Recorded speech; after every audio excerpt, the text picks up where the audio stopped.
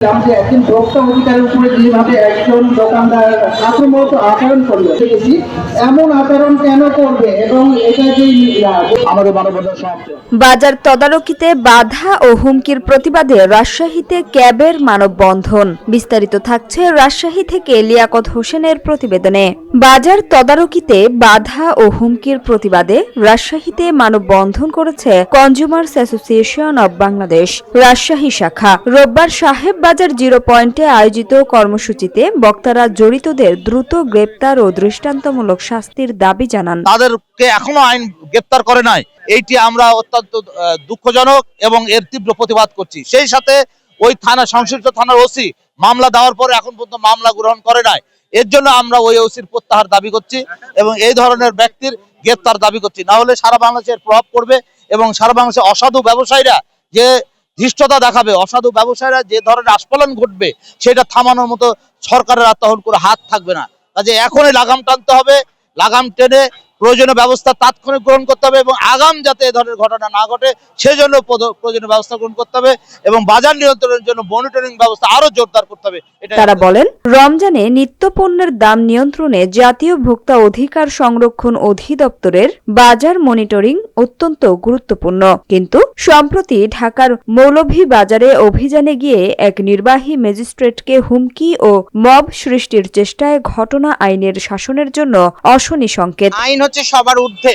আপনি যদি সঠিক, নিরপেক্ষ এবং সঠিক প্রক্রিয়ায় যে প্রক্রিয়াটাই থাকা দরকার সেটাতে যদি থাকেন, ভোক্তা অধিকার কেন, বাংলাদেশের যত প্রতিষ্ঠান আছে আপনাকে যদি সেখানে আপনার দোকান ভিজিট করতে যায় বা তদারকি করতে যায় সেখানে আপনার কোনো প্রবলেমের জায়গাটা আমার মনে বলে খুঁজে পাওয়া যাবে না।